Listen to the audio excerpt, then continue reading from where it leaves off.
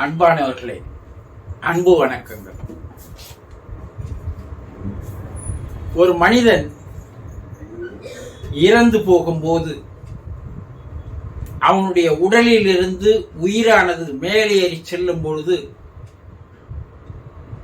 என்ன விதமான நிகழ்வுகள், அதிசயங்கள், ஆச்சரியங்கள் நடக்கிறது என்பதை பற்றி நம்முடைய வேதகால முனிவர்கள், ரிஷிகள், யோகிகள் அனைவருமே அப்போதே எழுதி வைத்து விட்டு சென்றார்கள். ஆனால் இன்று வரை அது உண்மையாக இருக்குமா அல்லது கற்பனை கதைகளா என்றெல்லாம் மக்கள் பேசி வந்தார்கள். ஆனால் சமீப காலமாக வேதகால ரிஷிகள் கூறியதும், முனிவர்கள் கூறியதும், யோகிகள் கூறியதும் எல்லாம் 100% உண்மைத்தான் என்பதை அறிவியல், மருத்துவம் கண்டுபிடித்து வெளியே உலகிற்கு தெரிவித்திருக்கிறது. அப்படி என்னத்தான் ஒரு மனிதன் தன்னுடைய உடலிலிருந்து உயிர் வெளியே போகும்போது அந்த மனிதனுக்கு நடக்கின்ற நிகழ்வுகள் என்ன, அந்த உயிர் போகின்ற போது, உடலை விட்டு அந்த உயிரானது பிரியும் போது அந்த உடலுக்கு ஏற்படுகின்ற அனுபவங்கள் என்ன, இதையெல்லாம் மருத்துவ ரீதியாக ஆராய்ச்சிகள் செய்து அதை அறிக்கைகளாக வெளியிட்டு இருக்கிறார்கள். இதெல்லாம் கற்பனை கதைகள் அல்ல. இதையெல்லாம் தெரிந்து கொள்ளாதவர்கள் இதை ஒரு கற்பனை கதைகளாக கூறலாம். ஆனால் மருத்துவர்களும் விஞ்ஞானிகளும் முட்டாள்கள் அல்ல. அவர்கள் தன்னுடைய ஆய்வுக்கு, ஆராய்ச்சிக்கு பின்னாலேயே இந்திய ரிஷிகள் கூறியதெல்லாம் உண்மை என்பதை தெளிவுபடுத்தி இருக்கிறார்கள். 1815 ஆண்டு, சுமார் இன்றையிலிருந்து ஒரு 208 ஆண்டுகளுக்கு முன்பு உலக புகழ் பெற்ற மனோதத்துவ நிபுணர், மருத்துவர் கார்ல் யுங் என்பவர் 69 வயதில் சுவிட்சர்லாந்து மருத்துவமனையில் மாரடைப்பு ஏற்பட்டு அவரை அந்த மருத்துவமனையில் எடுத்து போய் சேர்க்கிறார்கள். அறுவை சிகிச்சையினுடைய அறையிலே அவருக்கு சிகிச்சை அளித்த போது அவருடைய உடலை விட்டு உயிரானது வெளியேறி விடுகிறது. மருத்துவர்கள் அவர் இறந்து விட்டதாக பல்வேறு விதமான சிகிச்சைக்கு பின்பு அவர்கள் தெளிவுபடுத்துகிறார்கள், இவர் இறந்து விட்டார் என்று. ஆனால் 2 மணி நேரம் பொறுத்து வெளியே போன அந்த உயிர் மறுபடியும் அவர் உடலுக்குள்ளேயே வந்து சேர்ந்து அவரை மீண்டெழ செய்கிறது. மருத்துவர்களுக்கோ ஆச்சரியம்.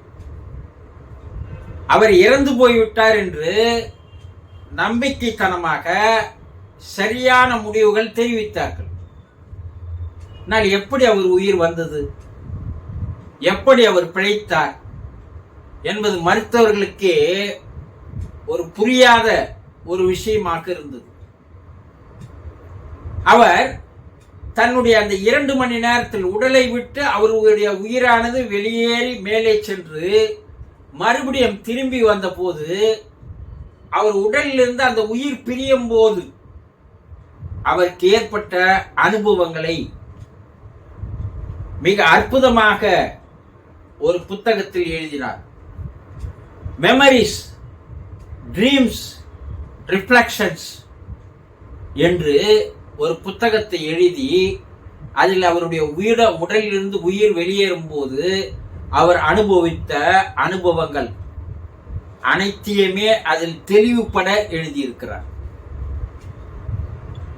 இது நடந்து பல ஆண்டுகளுக்கு அப்பால் இதே போல ஒரு மருத்துவர் 1775 ஆண்டு, இன்றையிலிருந்து சுமார் ஒரு 48 ஆண்டுகளுக்கு முன்பு அவர் எழுதிய அந்த மெமரிஸ், அந்த ரிஃப்ளெக்ஷன்ஸ், அந்த ட்ரீம்ஸ் என்று சொல்லக்கூடிய புத்தகத்தை அடிப்படையாக வைத்துக்கொண்டு அவர் என்ன செய்கிறார் என்றால், டாக்டர் ரோமன் மூடி என்று சொல்லக்கூடியவர் இது போல நிகழ்வுகள் நடைபெற்ற பல்வேறு நபர்களை சந்தித்து அவருடைய அனுபவங்களை எல்லாம் தொகுத்து ஒரு மாபெரும் புத்தகமாக லைஃப் ஆஃப்டர் லைஃப் என்று ஒரு புத்தகத்தை இவ்வுலகிற்கு தந்தார் 48 ஆண்டுகளுக்கு முன்பு.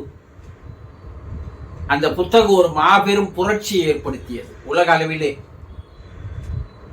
அதற்கு அடுத்து வந்தவர் 1993 ஆண்டு, 30 ஆண்டுகளுக்கு முன்பு அவரை போலவே டாக்டர் கன்னர் ரீங் என்று சொல்லக்கூடியவரும் பல ஆயிரம் மனிதர்களை நேரில் சந்தித்து பல நாடுகளில் பல இடங்களில் அவர்களை நேரடியாக பேட்டி கண்டு இறந்து மறுபடியும் பிழைத்தவர்களுடைய அந்த இடைப்பட்ட நேரத்தில் நடந்த அதிசயங்கள், அனுபவங்கள் எல்லாம் தொகுத்து அவர் ஒரு மாபெரும் புத்தகத்தை வெளியிட்டார். இன்றளவிலே உலக அளவிலே இது போல பல்வேறு புத்தகங்கள் பல லட்சக்கணக்கான நபர்களை சந்தித்து அது அறிக்கைகளாக வெளிவந்திருக்கிறது. என்ன ஒரு அதிசயம் என்றால், எந்த நாட்டில் இருப்பவர்களும் எந்த மனிதர்களும் எந்த வயதானவர்களும் எந்த மதத்தை சார்ந்தவர்களும் எல்லோருக்கும் தன்னுடைய உடலில் இருந்து உயிர் வெளியேறும் போது அனுபவித்த அனுபவங்கள் எல்லாம் ஒரே மாதிரியாக தான் இருக்கிறது. உடலுக்கும் உயிருக்கும் ஆன்மாவுக்கும் ஜாதி இல்லை, மதம் இல்லை, இனம் இல்லை, தேசம் இல்லை, நாடு இல்லை என்பதை இந்த அனுபவங்கள் எடுத்து காட்டுகிறது.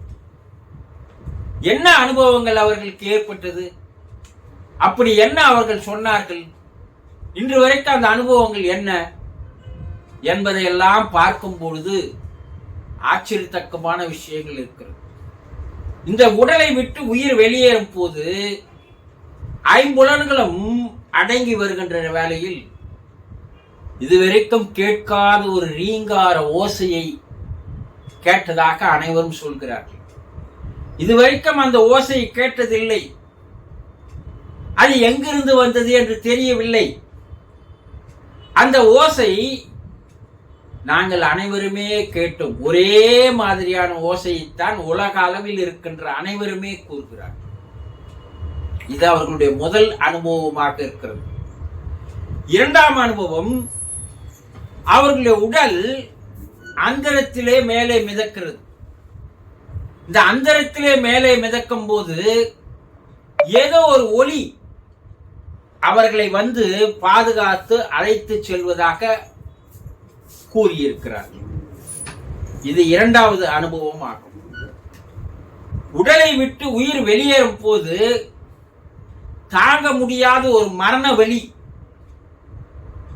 ஏற்பட்டதாக இதுவரைக்கும் வாழ்க்கையில் நாங்கள் அது போல ஒரு வலியை உணர்ந்தது இல்லை.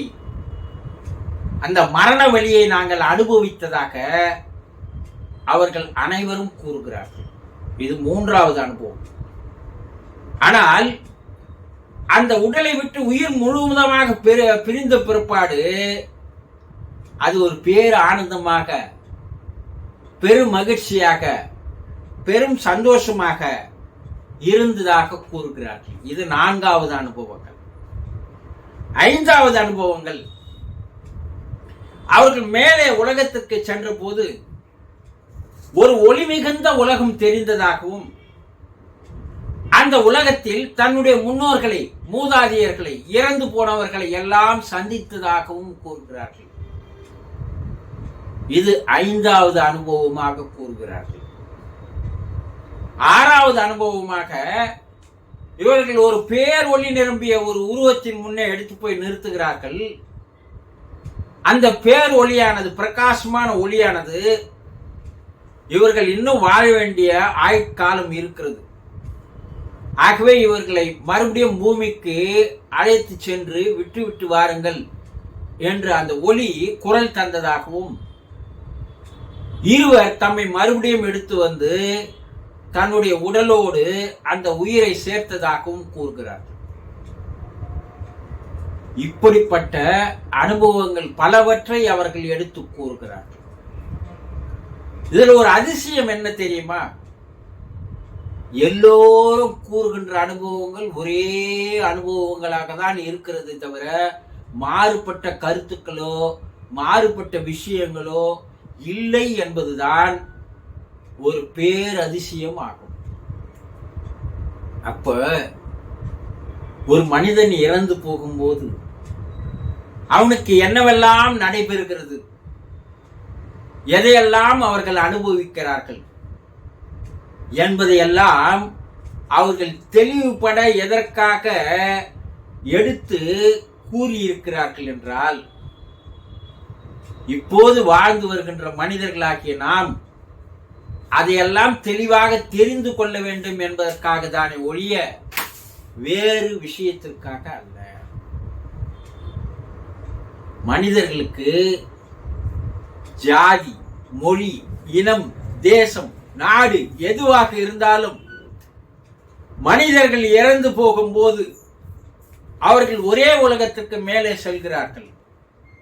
அப்போது இறக்கின்ற மனிதர்களுடைய அனுபவங்கள் எல்லாம் என்ன என்பதை முதலிலேயே தெரிந்து கொண்டால் மரணத்தை பயத்திலிருந்து நாம் விடுபட்டு விடலாம் என்பதுதான் இவர்களுடைய அறிக்கைகள் எல்லாம் தருகின்ற பாடங்கள்.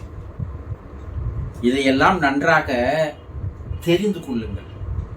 அப்போதுதான் மரண பயம் இல்லாமல் கடைசி காலத்தில் நாம் மரணத்தை அடையலாம்.